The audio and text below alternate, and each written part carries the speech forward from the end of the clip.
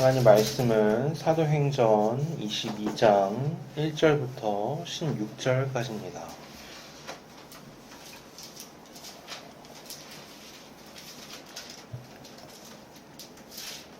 사도행전 22장 1절부터 16절까지입니다.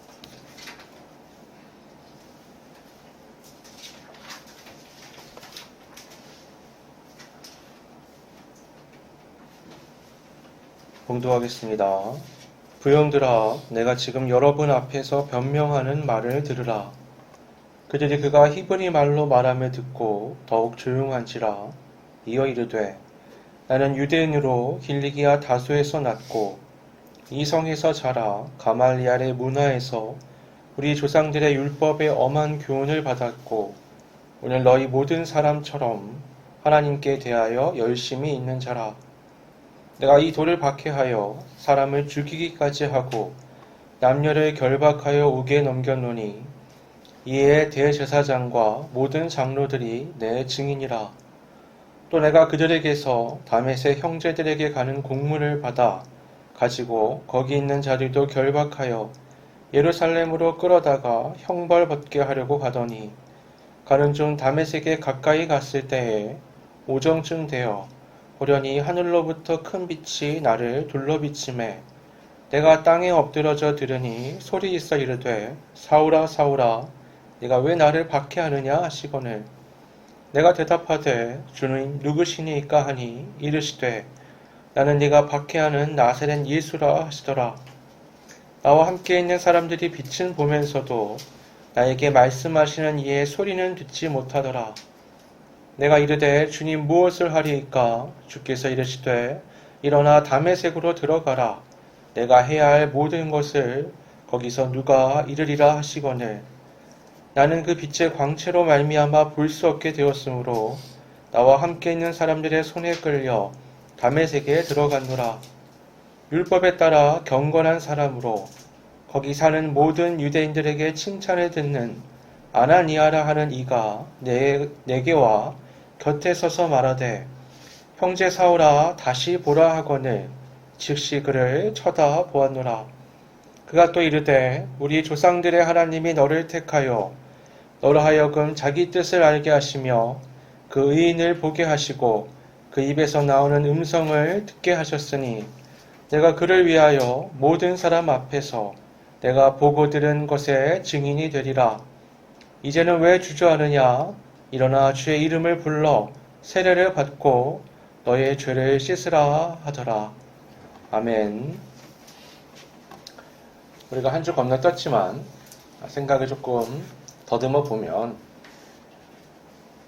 예루살렘에 그렇게 급하게 가려고 했던 바울은 도착한 예루살렘에서 생각보다 심각한 자신의 상황을 알게 되죠. 그냥 유대인도 아니고 예수를 믿는 유대인 수만이 바울에 대해서 굉장히 큰 적개심을 가지고 있었던 겁니다. 그러면 나머지 유대인들은 말할 것도 없죠. 그 적개심의 원인은 소문 때문이었는데 바울이 세계 각지를 다니면서 율법, 할례, 그리고 예루살렘과 성전에 대해서 그것을 거부하고 반대하는 것을 유대인에게 가르친다 라는 소문이 있었기 때문이에요. 유대인들의 정체성의 근간이 되는 율법, 할례, 이 성전에 대한 그 하나님의 말씀과 약속은 그거는 건들면 안 되는 거거든요. 근데 그걸 정면으로 이제 반대하는 자가 예루살렘에 나타난 거에 돼버린 겁니다. 그래서 한 가지 묘안을 낸 건 바울이 실제로 율법을 반대하는 사람은 아니었기 때문에 율법의 정결 예식을 행함으로 사람들에게 바울이 소문처럼 율법을 반대하는 자가 아니라 율법을 철저하게 지키는 사람이라는 걸 보여주려고 했어요. 근데 그 정결 예식이 7일 동안 진행이 되는데 채 끝나기 전에 머리채 붙잡혀서 성문 밖으로, 성전 밖이죠, 끌려 나옵니다. 그래서 맞기 시작해요. 사람들이요, 그 바울이 나타났어. 세상을 돌아다니며 어지럽게 만드는 율법과 할례와 성전을 반대하는 바로 그놈이 나타났다라고 말을 하고, 또 지금 여기 와서 이방인을 데려다가 성전에 데려갔어.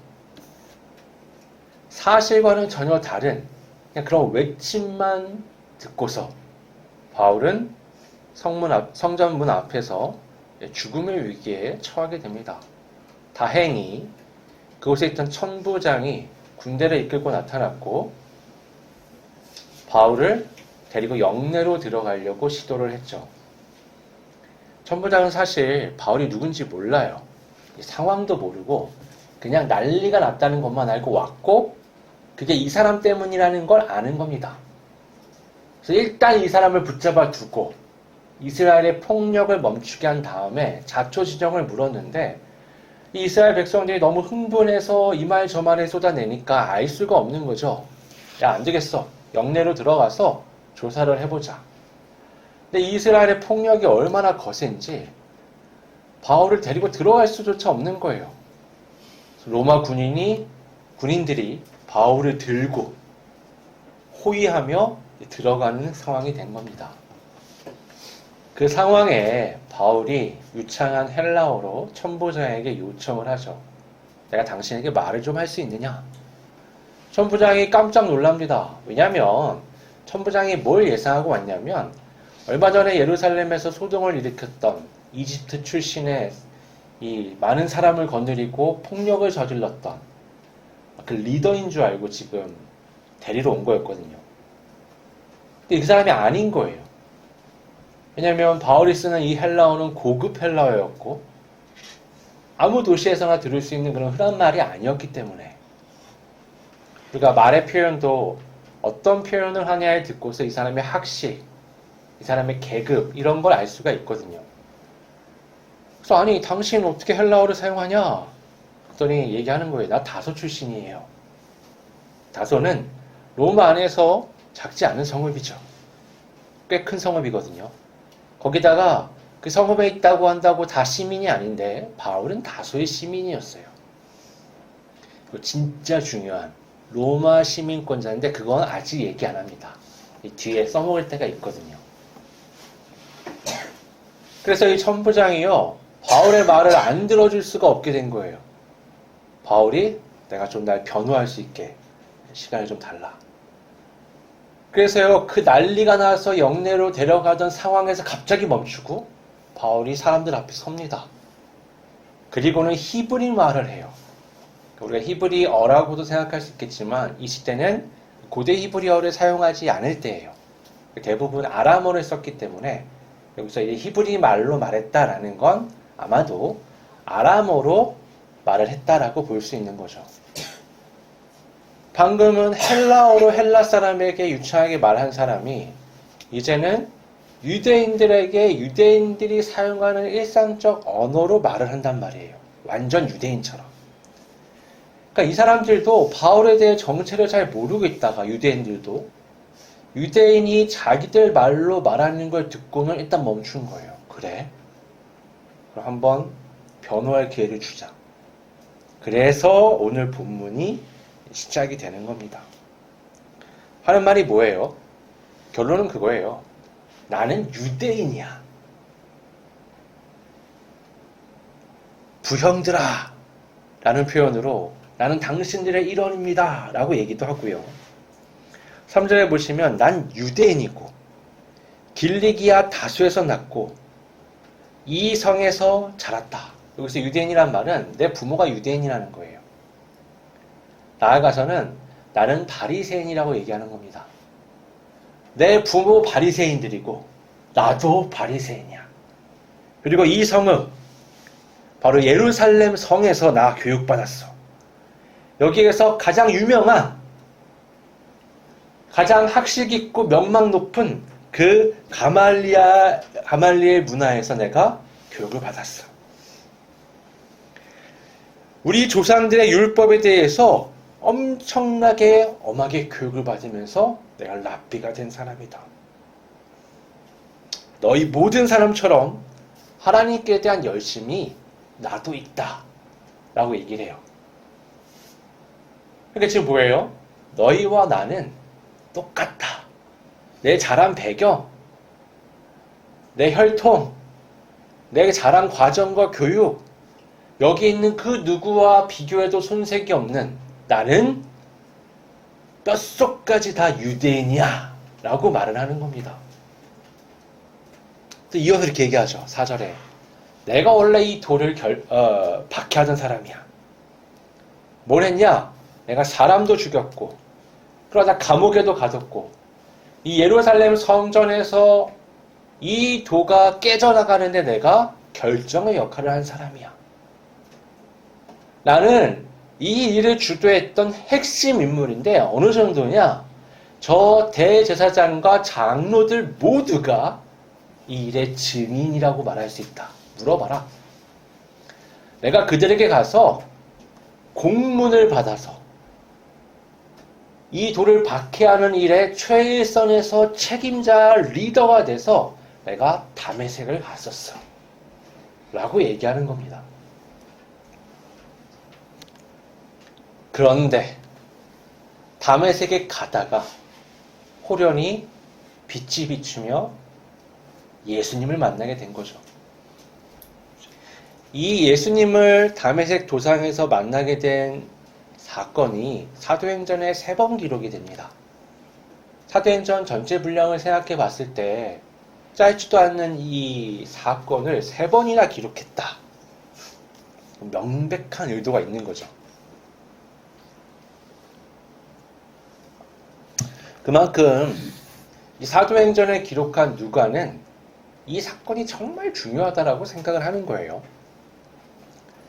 근데 처음 등장했을 때는 바울이 이제 복음이 어떻게 예루살렘에서 외부로 확장이 되고 그 과정에서 사울이라는 사람이 어떤 역할을 하다가 변화된 다음 안디옥 교회를 세우고 그 다음 어떻게 전도 여행이 시작되었는지 얘기하기 위해서 역사적 흐름의 관점에서 사건을 기록했다면 오늘 본문에서는 이 바울의 회심 사건을 듣는 대상이 있는 거예요. 유대인들이죠. 유대인들에게 이 사건이 어떻게 비춰지는가, 무슨 의미가 있는가를 우리가 염두하고 이걸 봐야 되고요. 나중에 26장에 가면 아그리파 왕 앞에서, 그러니까 이방인 왕 앞에서 바울이 이 이야기를 또 합니다. 그때는 이방인 권력자 앞에서 이 사건이 갖는 의미가 무엇인가라는 걸 우리가 염두하고 볼 수 있겠죠.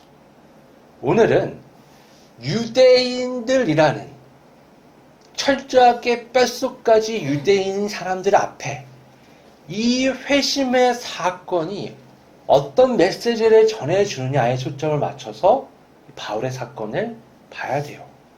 바울이 하는 얘기가 뭐예요? 나 너네랑 똑같은 사람이야.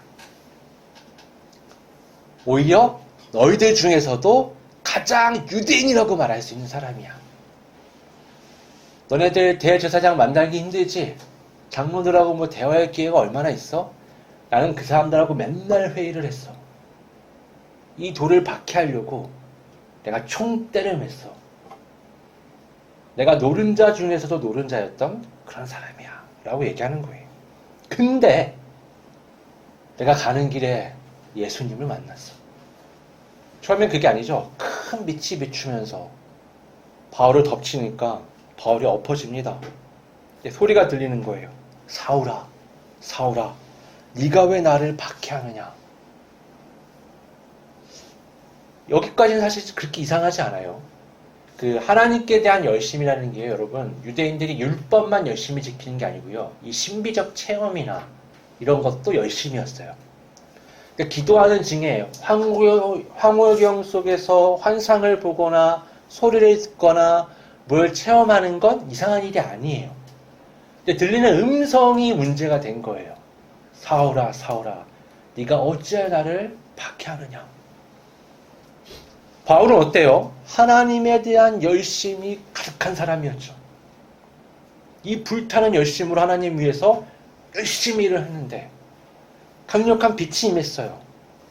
이거는 하나님의 현현일 수도 있고 그보다는 천사가 나타났을 가능성이 더 크고 여러 가지 생각해 볼 수 있는데 들리는 얘기가 부정적이란 말이에요. 너 잘못하고 있어.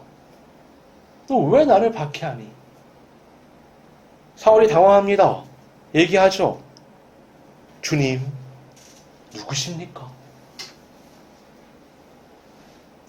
음성이 들립니다. 나는 네가 박해하는 나사렛 예수라. 여기서 엄청난 충격을 받게 됩니다. 나사렛 예수, 이 돌을 만든 자, 그리고 마땅한 나무 위에 저주의 처형을 받은 자. 그런데도 그 잔당이 남아서 확장되고 있는 그 원인인 자예요. 근데 내 앞에 빛으로 나타난 거예요. 하나님이 아니고선, 또 하나님께 속한 분이 아니고서는 나타날 수 없는 형태로, 초월적 능력으로, 그 하나님 앞에 섰을 때 사람이 꼬꾸라지는 그 감정적 상태가 있거든요. 엎어지는. 바울이 그걸 경험하면서 예수님을 느끼는 거예요. 그러니까 이게 얼마나 큰 충격이겠어요. 지금 이 예수 믿는 자들 잡겠다고 다메섹을 가고 있는데 하나님의 그 권능과 능력으로 내 앞에 딱 나타나신 예수님 앞에 꼬꾸라지는 자신을 보면서 뭔가 지금 대단히 잘못됐구나라는 걸 깨닫게 된 겁니다. 그래서 얘기하죠. 제가 뭘 하면 될까요? 예수님 말씀하십니다. 다메섹에 들어가. 원래 계획대로 가. 가면 너를 기다리고 있는 사람이 있어. 그 사람을 만나라. 좀 이상하죠? 그냥 예수님이 야 이제부터 너는 나를 절하는 자가 돼야 되니까 이렇게 해야 돼. 근데 그렇게 하는 경우는요 굉장히 드물어요. 바울 같은 사람은 고집이 너무 세기 때문에 예수님이 나타나서 충격을 한번 주시고 그 다음엔 본래 하나님이 하시던 방식 사람을 통해서 사람에게 역사를 하십니다. 다메섹에 가봤더니 누가 기다리고 있죠? 아나니아가 기다리고 있죠. 근데 여기 12절 표현이 재밌어요.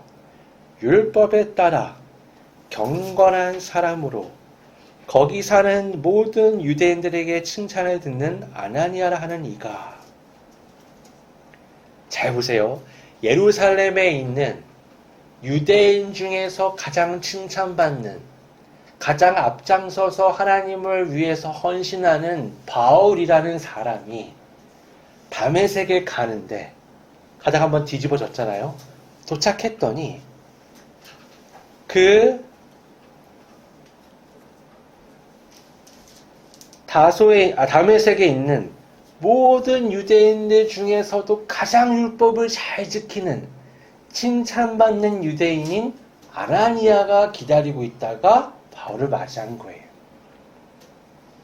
그리고서 뭐라고 얘기해요? 형제 사울아 다시 보라. 아나니아는요, 요 형제 사울아까지 가는데 굉장히 힘들었습니다. 우리가 이 앞의 내용을 알지만 주님이 야 너 바울 오면 찾아가라고 말씀하셨을 때 굉장히 큰 부담을 가졌거든요. 아니 주님 제가 들은 소문이 있는데 이게 무슨 말씀이신가요? 그 사람 죽이기도 하고요. 끌고 가기도 하고요. 예수 믿는 사람은 죄다 잡아가가지고 큰 곤란을 겪는데 저보고 만나라고요?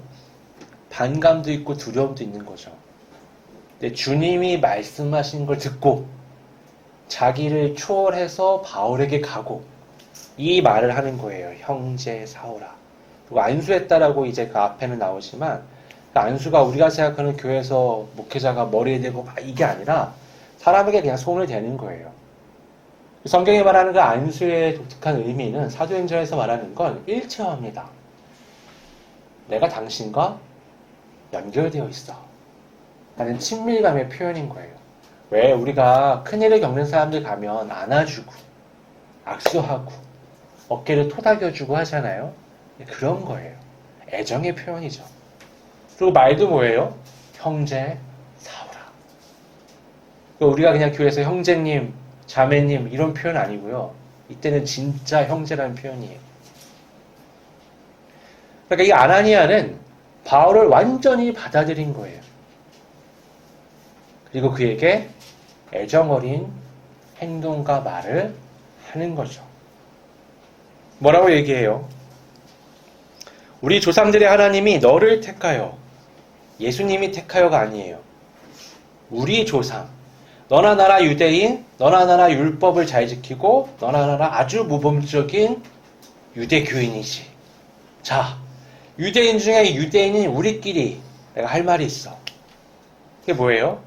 우리가 그토록 따르는 우리의 조상 하나님이 너를 택했어. 너로 하여금 자기 뜻을 알게 하시며 그 의인을 보게 하시고, 그 의인이 누굴까요? 예수님이죠. 그 입에서 나오는 음성을 듣게 하셨으니. 이 앞에 보면요, 바울이요, 예수님의 그 빛을 다른 사람들도 봤지만 음성은 아무도 못 들었다고 얘기해요. 아나니아는 알고 있는 거예요. 그거 너 들었지?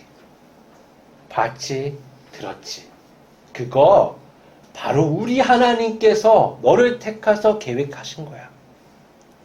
자, 이제 네가 그를 위하여, 예수를 위하여 모든 사람 앞에서 네가 보고 들은 것의 증인이 되리라. 네가 경험한 이 사건, 이거 말해야 되는 거야. 그가 바로 그리스도라는 것을 말하는 삶을 살아야 돼. 16절에 말하죠. 주저하지 마라. 왜 주저하느냐? 이제 일어나라. 그리고 주님의 이름을 불러서 세례를 받고 너의 죄를 씻으라. 여러분, 이거 굉장히 충격적인 문장이에요. 유대인이잖아요. 어릴 때부터, 나면서부터 율법을 철저하게 지키고 때에 따라서 제사를 드리고, 이거 왜 하는 거예요? 죄가 나한테 없게 하려고, 거룩한 삶을 어떻게든 최선을 다해 유지하려고 하는 사람이 바로 바울이었어요. 근데 아나니아가 말하는 건 뭐예요? 바로 너를 위해서 하나님이 준비하신 그 예수 그리스도를 만났으니 그분의 음성을 들어라. 그분의 말을 들어라. 그리고 이제 그의 이름을 불러라. 그리고 세례를 받고 죄 사함을 받아라. 세계가 뒤집어지는 겁니다. 세계관이 뒤집어지는 거예요. 나는 열심히 하나님 앞에서 신앙생활을 했다고 생각했는데, 나는 열심히 삶을 살았다고 생각했는데, 내가 그토록 열심히 하나님 앞에서 믿음의 삶을 살았는데 보니까 어때요? 아무것도 된 게 없는 거예요. 그렇다고 내 인생에 의미가 없었느냐? 그건 아니죠. 하나님이 나를 택하셨고 나로 하여금 하나님이 예정하신 그리스도 예수를 만나게 하셨고 이제는 회개의 기회를 주신 거예요. 그래서 아나니아가 말하잖아요. 주저하지 마라. 이제는 회개하라. 아니, 저 이방인들, 유대인하고 상관없는 사람, 유대교를 떠나 있는 사람이 하는 얘기가 아니라 이 다메섹에서 유대인 중에 유대인, 가장 율법을 잘 지키는, 가장 사람들에게 존경받는 이 사람이 지금 바울한테 하는 얘기예요. 율법이 아니야. 나 율법 따르지. 당연하지. 하지만 그게 아니야. 우리 주 예수 그리스도의 말을 들어야 돼. 그분의 말씀을 들어야 돼. 그리고 회개해야 돼.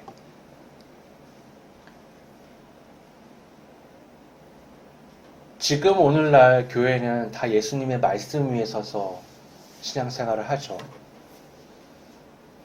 근데 우리들도 그런 위험성이 늘 있습니다. 사람들이 만들어내는 것들이에요.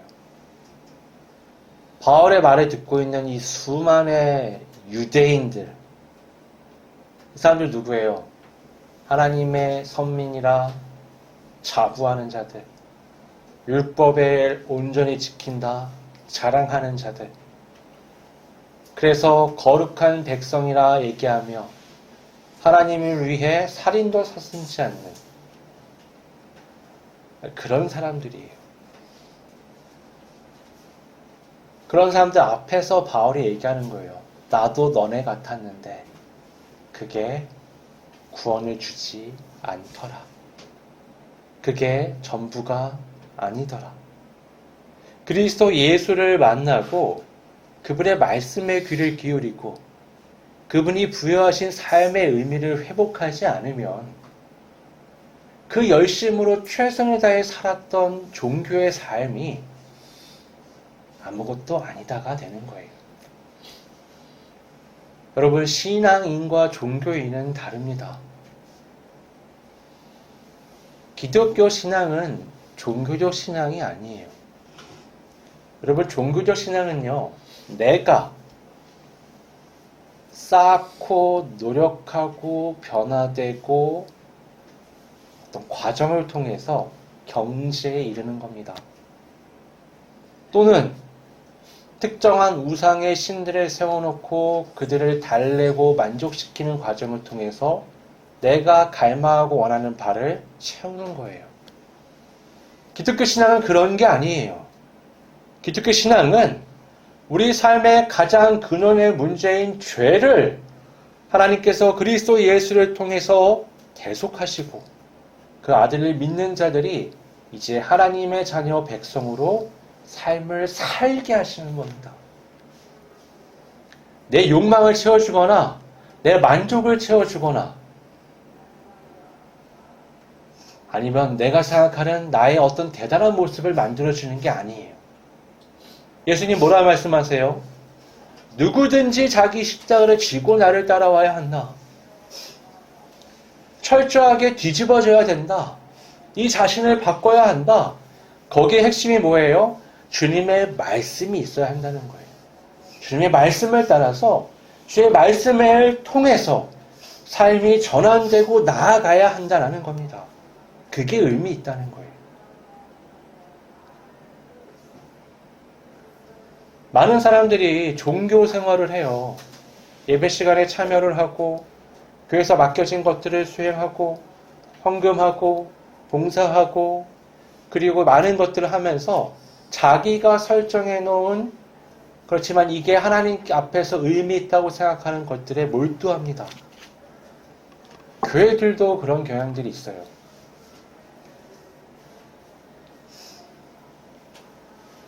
새벽 기도회는 좋은 겁니다. 나쁜 게 아니에요. 근데 새벽 기도를 안 하면 안 된다? 그건 이상한 거죠.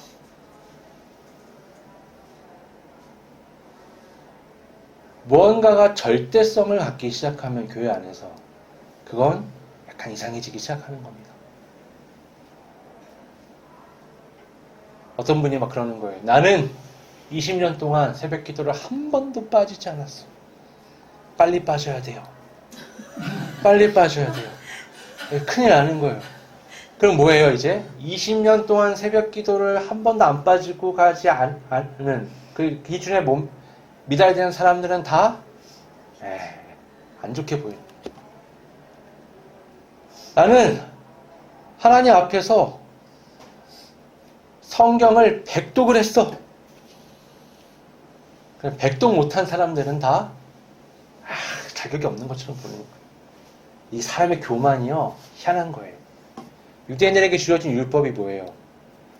내가 얼마나 부족하고 그래서 모두가 부족하고 그래서 하나님의 은혜가 이렇게 필요하다라는 걸 깊이 느끼고 이방인들한테 말해줘야 되는데 그게 아니라 뭐예요? 이걸 내가 열심히 지켰으니 나는 되고 니들은 싹 다 안 돼. 이게 기독교 신앙 안에 들어온다니까요. 그래서 거대한 담을 만들어놔요. 초대에 한국에 복음이 들어왔을 때 그런 일이 있었어요. 세 가지를 금하게 했는데 첩을 두는 걸 못하게 하고요. 우리나라는 오래되지 않았어요. 배다른 동생 이런 게 흔했어요. 옛날에는. 첩을 두지 못하게 하고 또 하나는 술 이제 마시지 못하게 하고 나머지 하나가 담배를 못 피게 하는 거였어요. 왜 술, 담배를 못하게 했느냐? 예, 흥미로운 건데요. 영국 사람들은 교인들도 다 술을 마셔요. 맥주를. 거기 그냥 문화예요. 목회자들도 마시거든요. 옛날부터. 미국으로 건너갔더니요. 미국은 술은 안 돼요. 금주. 근데 담배는 다 펴요. 목회자고 뭐고. 문화가 다른 거예요. 그래서 맨날 서로 욕해요. 저것들은 교인이라면서 술 마시고 말이야. 이쪽에서 그래요. 저것들은 교인이라면서 담배 피고 말이야. 한국은 어떻죠? 저것들은 먼저 믿었다면서 술, 담배를 다 하고 말이야. 이렇게 되는 거예요. 그걸 못하게 하는 이유가 있어요. 그게 죄기 때문이 아니라 한국에서는 웃긴 일화가 있는데 포르투갈이었나 어디 선교사님들이 귀한 술을 가지고 왔어요. 술통을 배를 건너서 선교를 오면서 이게 어떤 인간적 즐거움이잖아요. 그때는 뭐 즐거움의 요소가 없으니까 위로해줘. 귀한 와인을 통에다 들고 왔는데 이 한국 사람들이 어떠냐면 조선인들 그때는 경비를 쓰고 있는 사람이 3명이 있더래요. 그 사람들한테 이 술을 대접하려고 뜯었더니 보초를 쓰던 경비병들 한 3-4명이 앉아서 그 자리에서 그 드럼통 하나를 비우는 거예요. 부어라 마셔라.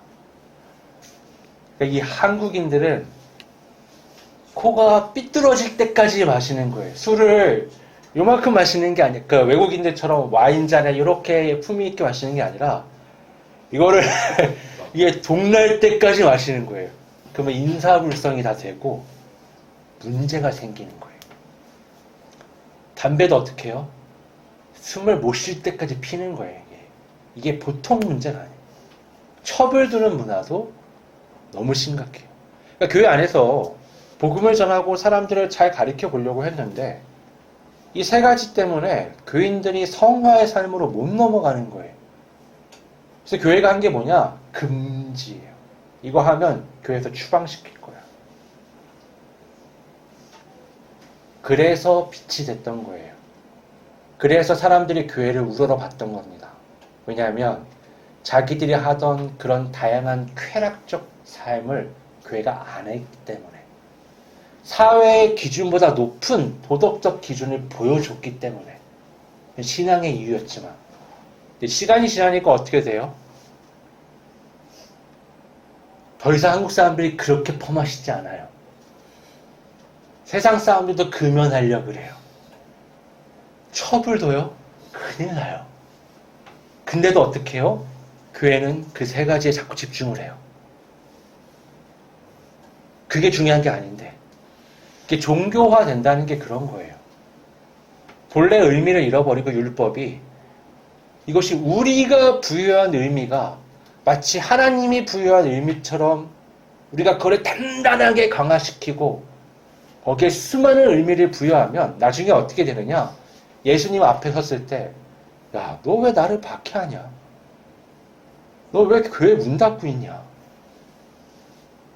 너 왜 주위에 있는 복음의 울타리를 다 높게 쳐놓고서 들어오지 못하게 막냐가 되는 거예요.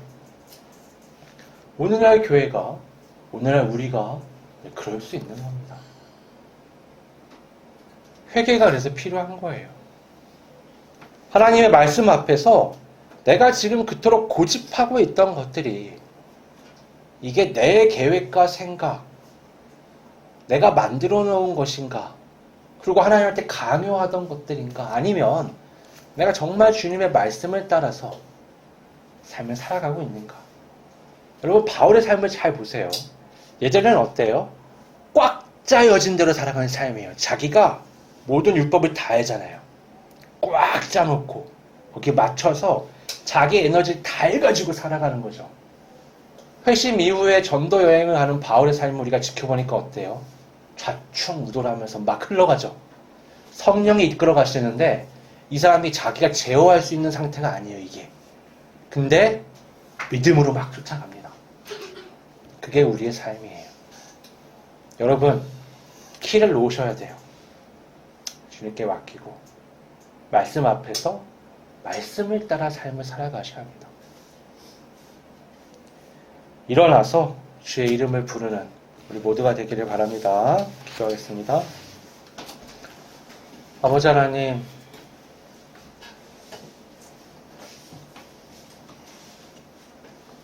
너무 익숙한 종교적 습관을 따라 그것이 하나님을 위한 것이고 마땅한 것이라 여기며 에너지를 많이 쏟고 사람들에게 강요하지만 실제 그것이 주님의 말씀과 일치하는지 고민해보지 않았던 소홀했던 우리의 삶을 한번 점검해보게 됩니다.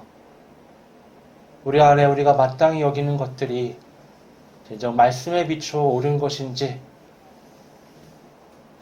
반대된 것이라면 뒤집고 우리가 그 의미를 잃고 있던 것들이라면 확고히 하며 우리를 택하시고 우리에게 그 아들 예수를 보이시고 그의 음성을 듣게 하시며 일어나 회개하고 그 말씀에 따라 삶을 살게 하심 하나님의 인도하심을 온전히 받는 우리의 삶이 될 수 있도록 이끌어 주시옵소서. 예수님의 이름으로 기도드립니다. 아멘.